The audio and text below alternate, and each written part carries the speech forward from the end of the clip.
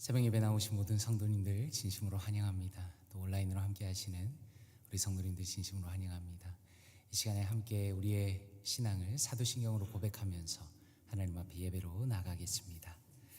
전능하사 천지를 만드신 하나님 아버지를 내가 믿사오며 그 외아들 우리 주 예수 그리스도를 믿사오니 이는 성령으로 잉태하사 동정녀 마리아에게 나시고 본디오 빌라도에게 고난을 받으사 십자가에 못 박혀 죽으시고 장사한 지 사흘 만에 죽은 자 가운데서 다시 살아나시며 하늘에 오르사 전능하신 하나님 우편에 앉아 계시다가 저리로서 산자와 죽은 자를 심판하러 오시리라. 성령을 믿사오며 거룩한 공회와 성도가 서로 교통하는 것과 죄를 사하여 주시는 것과 몸이 다시 사는 것과 영원히 사는 것을 믿사옵나이다. 아멘.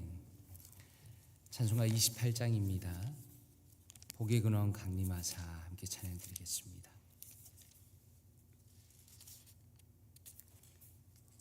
찬송가 28장 복의 근원 강림하사 함께 찬양하겠습니다. 복의 근원 강림하사 찬송하게 하소서. 한량 없이 자비하심 증량할 길 없도다. 천사들의 찬송가를 내게 가르치소서. 구속하신 그 사랑을 항상 찬송합니다. 주의 크신 도움 받아 이때까지 왔으니 이와 같이 전국에도 이르기를 바라네. 하나님의 품을 떠나 죄에 빠진 우리를 예수 구원하시려고 보혈을 여주셨네. 주의 귀한 은혜 받고 일생 빚진 자 되네. 주의 은혜 사슬 되사 나를 주께 매소서. 우리 마음은 연약하여 범죄하기 쉬우니 하나님이 받으시고 천국인을 치소서. 아멘.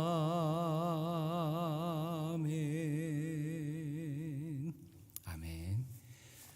오늘 함께 보신 말씀은 요한복음 18장 말씀입니다.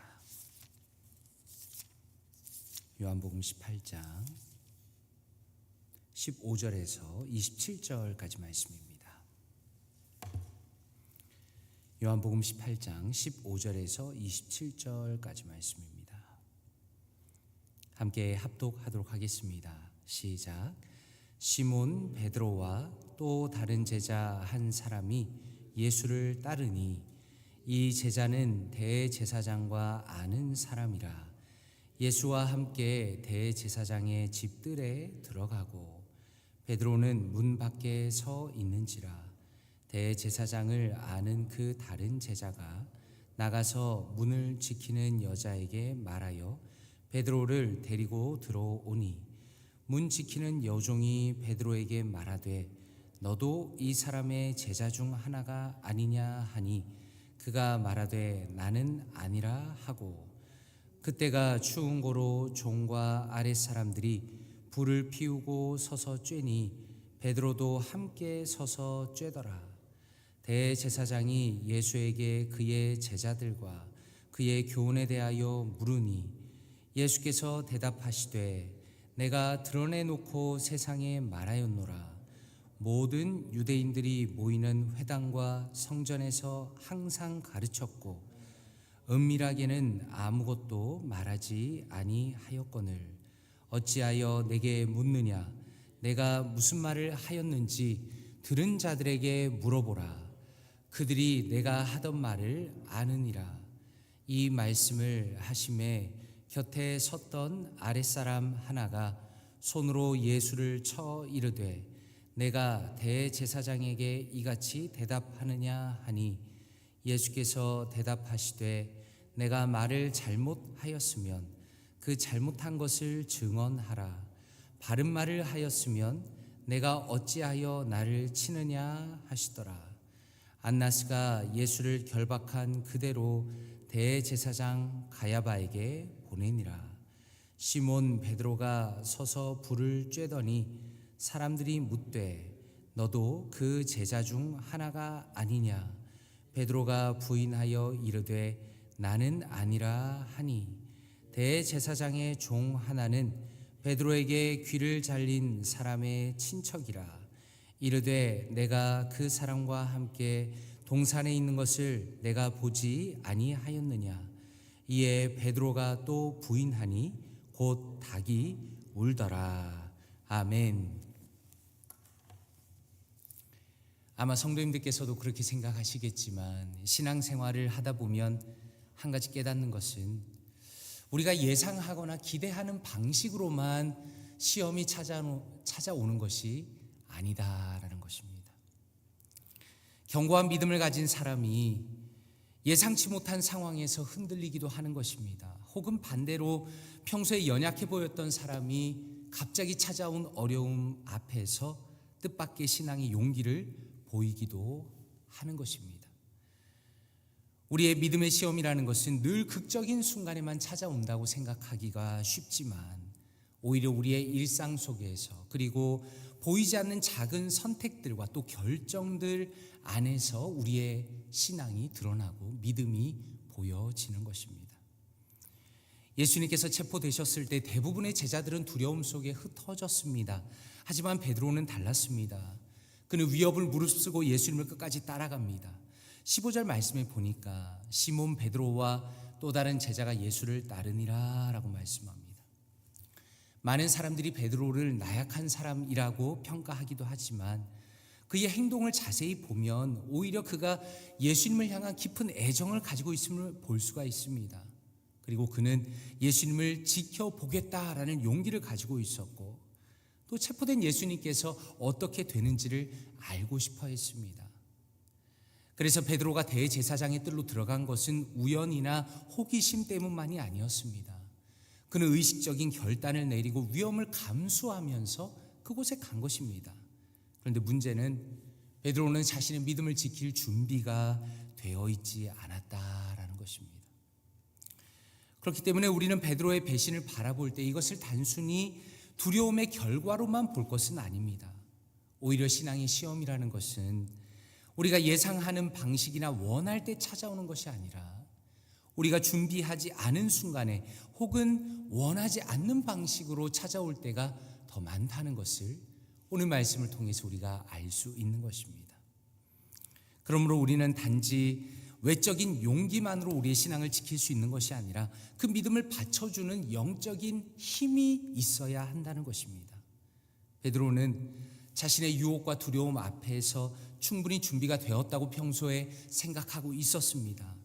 하지만 그의 말과는 다르게 그의 내면은 여전히 영적으로 견고하지 않았다는 것을 오늘 말씀을 통해서 우리가 볼 수 있는 것입니다. 오늘 말씀에 보니까 대제사장이 집에 들어가려던 베드로에게 문을 지키던 여종이 불쑥 물어봅니다. 17절에 보니까 너도 이 사람의 제자 중 하나가 아니냐라고 말합니다. 우리가 분명히 알 수 있는 것은 이 질문은 겉으로 보기에는 위협적인 질문이 아니었다는 겁니다. 여종은 단순히 문직입니다. 베드로를 체포할 권한도 없습니다. 아마도 그녀는 단순한 호기심에 질문했을 가능성이 큽니다. 그런데 베드로는 즉각적으로 반응하며 이렇게 말합니다. 17절에 보니까 나는 아니라 라고 말합니다.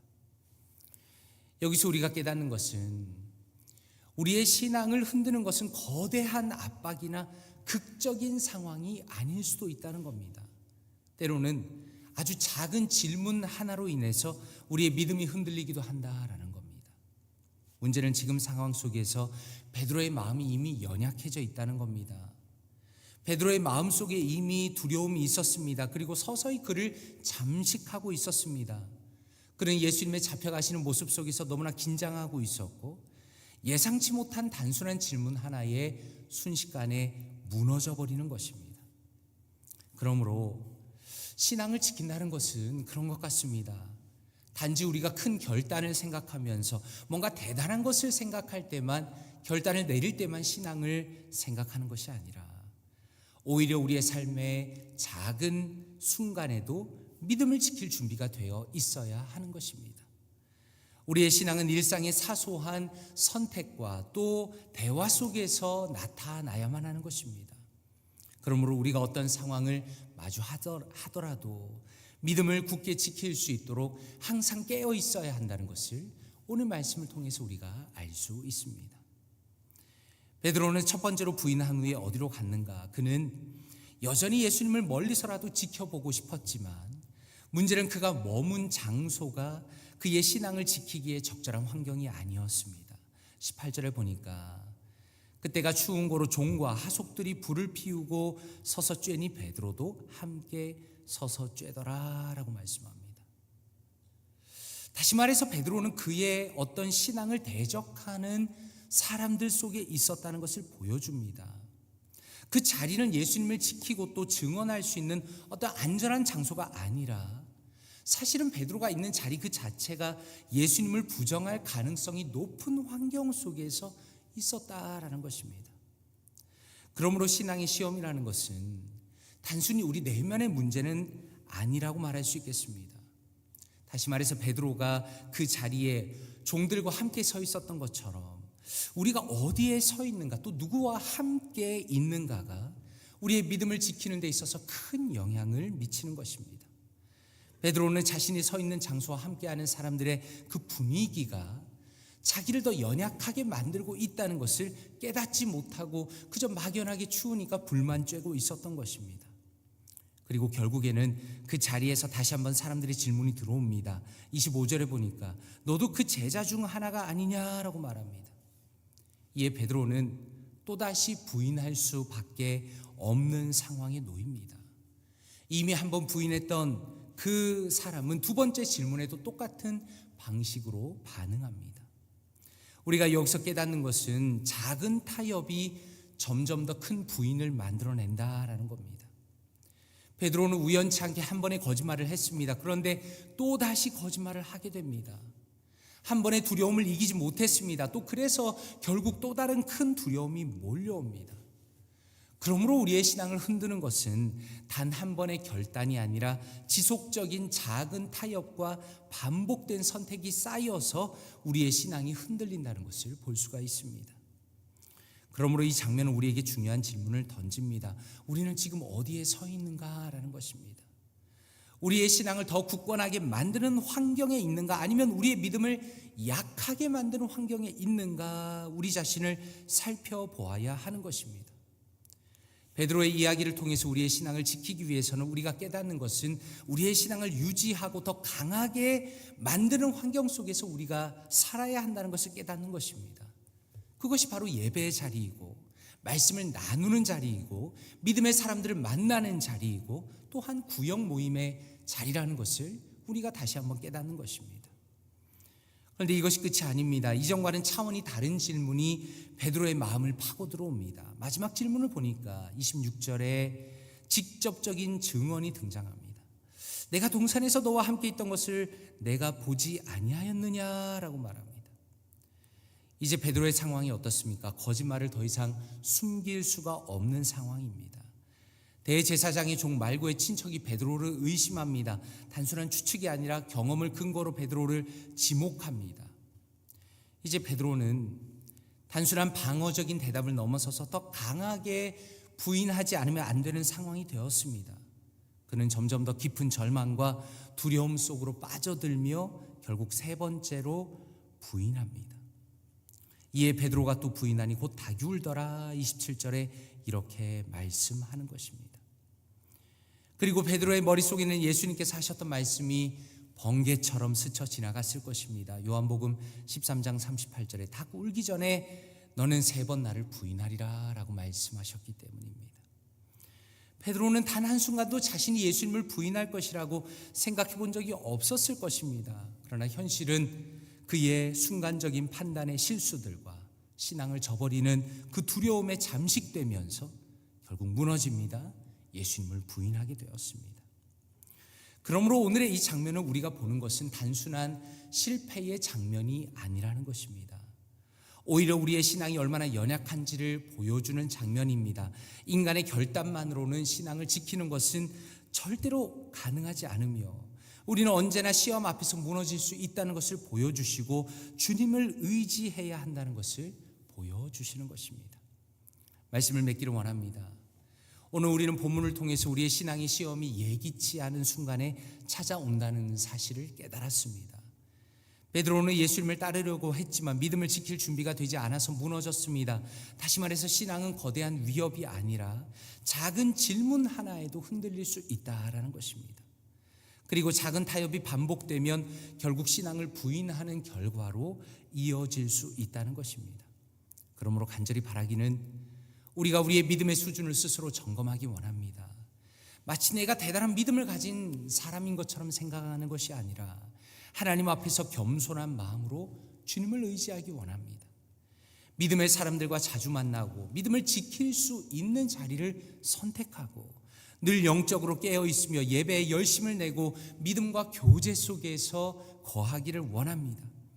그리하여서 삶의 모든 순간에 깨어있으며 주님 앞에 진실하게 오늘 하루도 살아가시는 사랑하는 모든 성도님들 되시기를 주님의 이름으로 축원드립니다. 함께 기도하겠습니다. 이 시간에 기도하실 때 하나님, 우리의 작은 선택들이 모두 믿음 가운데 이루어지기를 원합니다. 하나님, 영적인 겸손 속에서 주님만을 의지하며 살아가기 원합니다. 믿음의 사람들을 자주 만나고 믿음의 자리에 항상 거하는 우리 모두가 되게 하여 주시옵소서. 특별히 우리 볼티모어 교회가 믿음으로 영적으로 모이기 힘쓰는 교회 되게 하여 주시옵소서. 이 시간에 통성으로 같이 한번 기도하겠습니다. 기도합니다. 아버지 하나님 감사합니다. 우리 사랑하는 아버지와 주님의 말씀을 통하여 우리 자신을 다시 한번 깨닫게 하시니 감사합니다. 하나님, 특별히 베드로가 너무나 안타깝게 무너지는 장면을 통하여서 하나님 참으로 우리의 자신의 모습을 볼 수 있게 하시니 감사합니다. 하나님, 우리의 삶의 작은 선택들이, 작은 시도들이, 작은 마음들이 하나님 모여서 믿음 가운데서 이루어질 수 있도록 도와주시옵소서. 하나님, 영적인 겸손 안에서 주님만을 의지하며 살아가기 원합니다. 하나님, 두려움이 우리의 마음에 잠식해 올 때에 믿음으로 선택하며 믿음으로 결단하며 하루하루의 작은 선택 속에서 오직 하나님만을 의지하며 살아갈 수 있도록 은혜를 더하여 주시옵소서. 우리의 영적인 겸손 속에서 주님만을 의지하며 살아가기 원합니다. 하나님, 믿음의 사람들을 자주 만나기 원합니다. 믿음의 자리에 항상 거하기 원합니다. 특별히 우리 볼티모어 교회의 모든 성도님들은 오직 모이기를 힘쓰며 예배에 힘쓰며 믿음으로 모이기에 힘쓰는 아버지와 복된 교회가 될 수 있도록 도와주시옵소서. 그리하여 우리가 서로가 서로의 믿음을 격려하며 서로가 격려하며 하나님 믿음으로 살아갈 수 있는 우리 모두가 될 수 있도록 도와주시고, 특별히 우리 볼티모어 교회가 모이기에 힘쓰는 믿음으로 서로 결단하며 모이는 우리 모두가 될 수 있도록 은혜를 더하여 주시옵소서. 하나님의 능력과 하나님의 은혜 가운데 하나님, 우리의 모든 신앙이 참으로 아름다운 선택들과 아름다운 결단들로 이루어질 수 있도록 하나님 은혜 위에 은혜를 더하여 주시옵소서. 역사하여 주시옵소서. 아버지, 은혜를 더하여 주시옵소서. 사랑과 은혜가 풍성하신 아버지 하나님 감사합니다. 사도 베드로의 참으로 안타까운 무너지는 모습을 보면서 우리 자신을 돌아보며 점검할 수 있도록 하시니 감사드립니다. 하나님, 우리에게 닥쳐오는 수많은 신앙의 시련들이 하나님 하루 동안 일어나는 작은 선택들과 결단들 속에서 이루어진다는 것을 깨닫도록 도와주시고, 하나님, 우리의 작은 선택들과 또한 신앙의 결단들이 하나님께서 기뻐하시는 아름다운 방향으로 나아갈 수 있도록 주님께서 선하게 인도하여 주시옵소서. 하나님, 믿음의 사람들을 자주 만나기 원합니다. 믿음의 자리에 항상 거하기를 원합니다. 믿음의 이야기를 나누기 원합니다. 하나님, 우리 사랑하는 모든 볼티모어 교회 성도님들이 참으로 주님을 만나며 주님을 가까이 하는 믿음의 자리에 항상 있을 수 있도록 도와주시고, 그리하여서 우리 교회가 점점 더 믿음으로 견고하여지는 아름다운 교회가 될 수 있도록 은혜 위에 은혜를 더하여 주시옵소서. 이 모든 말씀을 감사드리며 살아계신 주 예수 그리스도의 이름으로 기도드리옵나이다. 아멘. 주기도문으로 예배를 마치겠습니다. 하늘에 계신 우리 아버지여, 이름이 거룩히 여김을 받으시오며 나라의 임하옵시며 뜻이 하늘에서 이루어진 것 같이 땅에서도 이루어지다. 오늘날 우리에게 일용할 양식을 주옵시고, 우리가 우리에게 죄 지은 자를 사하여 준 것 같이 우리 죄를 사하여 주옵시고, 우리를 시험에 들게 하지 마옵시고 다만 악에서 구하옵소서. 대개 나라와 권세와 영광이 아버지께 영원히 있사옵나이다. 아멘.